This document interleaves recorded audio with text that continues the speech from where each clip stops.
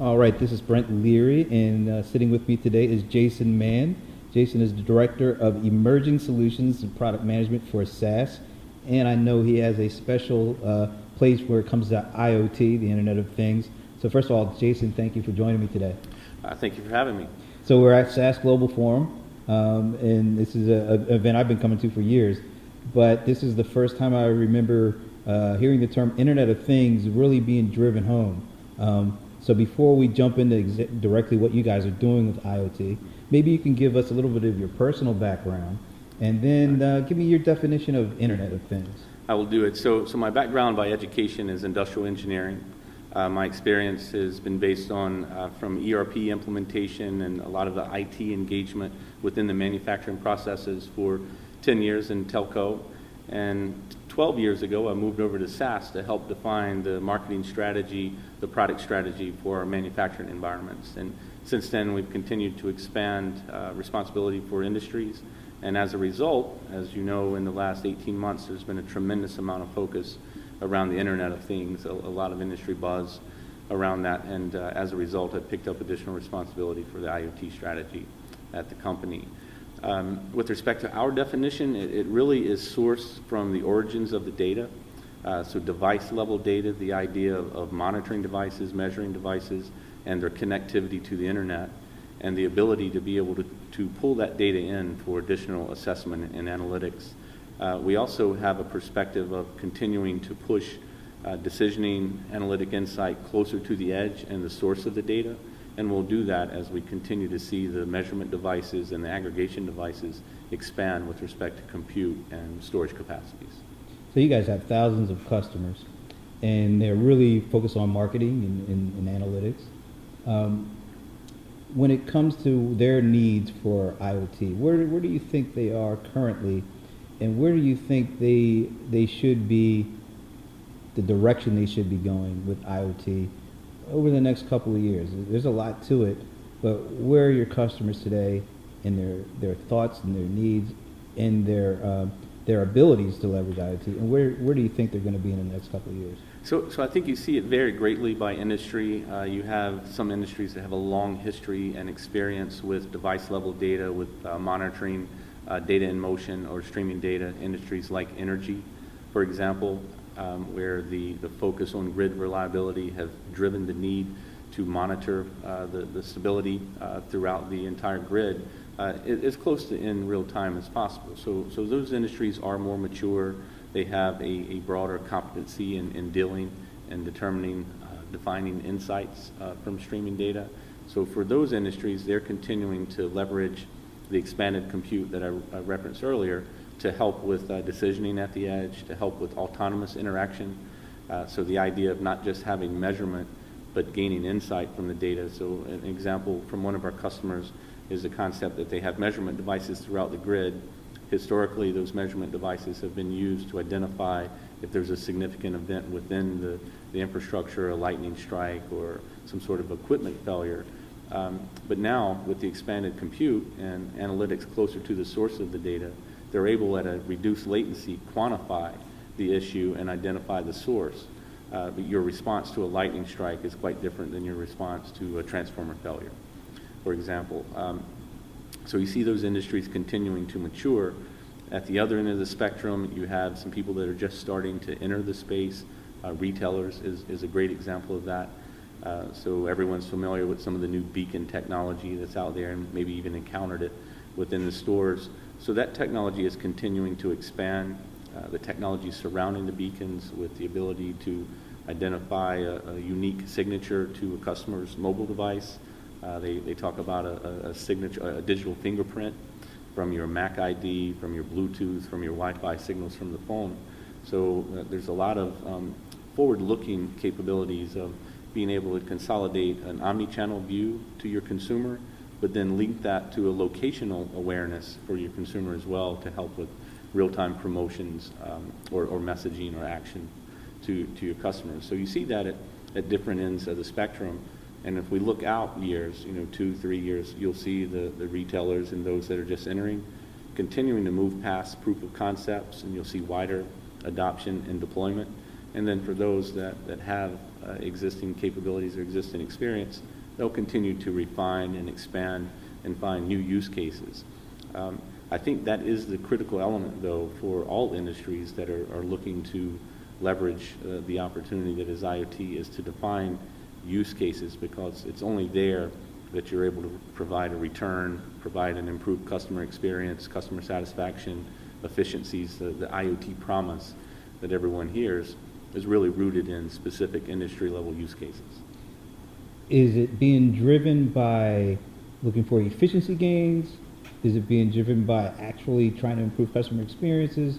Is it one or the other, or both, where we are with this? Right, so you'll see a mix of that, and again, you'll see variation across industry. Another example that I use is, I think everyone by this point has encountered the insurance commercials that talk about attaching a dongle, and they're able to evaluate your driving habits. I know personally I have an 18-year-old, and it's a huge upside for me to be able to track his driving habits. But that's a new business model for them. It provides an additional insight that 3 years ago wasn't available, wasn't even a concept that they could consider. So not only does it bring the ability to engage their consumer more directly, in effect you get sticky, right, because they can reduce their rates, they have better insight to their overall projections for risk assessment. So in those cases, you have both sides of the equation, an opportunity for some top-line growth, and opportunity for efficiencies within the business model. But then you do have those, some of the industrial markets that you see utilizing IoT data today. It really can be focused on quality or yield improvement for manufacturing processes. That seems to be the bulk, or at least the majority of the initiatives. And then on the retail, again, going back to the earlier example, it can really be about top-line growth, so generating that promotion, squeezing out a bit more revenue from the existing customer base based on your understanding of their buying habits, and then adding the last mile that IoT provides, knowing where they are within the store or along the road in proximity to your outlet. What kind of companies tend to see maybe the initial benefits of IoT first? Is it the disruptors, the new startup, the innovative startups with the new business models that are taking advantage of some of this technology? Or is it the more traditional folks that have been around for a while that have a huge customer base and can benefit using IT to kind of transform the relationship they have with their current customers? Right. So once again, as everything with IoT, we see a mix there. If you think about those fast movers, the innovators, you look at wearables, you look at the smart home and all the devices that you're trying to push there. You have a lot of players that are trying to monetize that with things like Google Nest, and your cable provider is looking to provide some additional services that may be attached to security or insurance within the home. Most recently, we were just talking to a customer, their history, and it's a 100-year-old company that have been making the power panels for the home. But what they found is that they can generate additional insight from just the current that moves through the line about the preventative maintenance of the devices themselves, potential issues with failures of the electrical system resulting in home fires. So they're even looking to be the hub of that home monitoring service. So there's new companies that are moving quickly into the space with wearables or smart devices within the home, and then there's older companies that are mining it for additional top-line revenue opportunity as well. So it truly is a mix. A lot of times companies, when you look at the adoption of social media or the adoption of mobile technology, they haven't been a lot of the traditional companies in particular haven't been the fastest to adopt those kind of technologies. Even with the cloud, there's still some laggers around it. With IoT and the impact it has, potential impact it has on customer engagement, customer experience, how quickly do companies have to start not just thinking about this, but actually implementing IoT technology and strategies before they get left behind? Right, so I think if you're not thinking about it now, you are being left behind. We look into 2014, if you're familiar with Gartner, the analyst group, they published the hype cycle. And right. In 2014, IoT was at the pinnacle of hype. But even at that point, the projection is within 5 to 7 years, I think, is a projection for real revenue returns within the space. Now, I think they'll adjust that over time, because I think it's moving a bit more rapidly. But some of these initiatives can be a multi-year assessment, from an idea of what I want to achieve within my industry, and then moving through proof of concepts, proving out those use cases within your industry to full enterprise level adoption. So if you're not starting on the journey now, it's going to pass you by, because in 2 to 5 years, if you engage this process, all of your competitors are going to be past you. And I do believe that, just given the pervasiveness and the deployment that we're seeing with respect to these devices, and the expansion of capabilities of measurement within mobile devices, companies will be forced into that, especially on the consumer side. So consumers are really, and it's kind of like the trajectory we've been on. They adopt technology at much higher rates. They're adapting their lifestyles to take advantage of it. And companies who aren't on board with that trajectory, they stand, I guess, the best chance of being disrupted.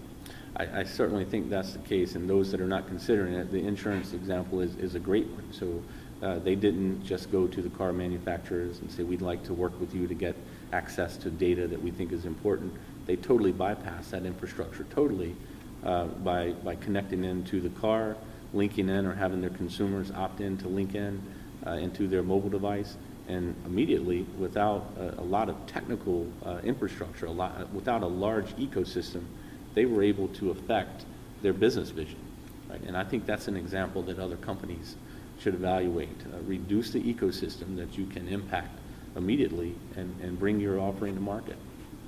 So the last question, I think, is how ready are these companies, not from a technology standpoint, although there's definitely, you need some capabilities there, but from a perspective of corporate culture and strategy that's gone beyond just getting new technology in, but actually having new thoughts and new innovative ways to create better experiences with the technology. Because it seems like there's a lot, but they kind of use it to be more efficient with their current line of thinking, which will only get you but so far, particularly with the way that customers are changing their behaviors, their expectations, and their needs.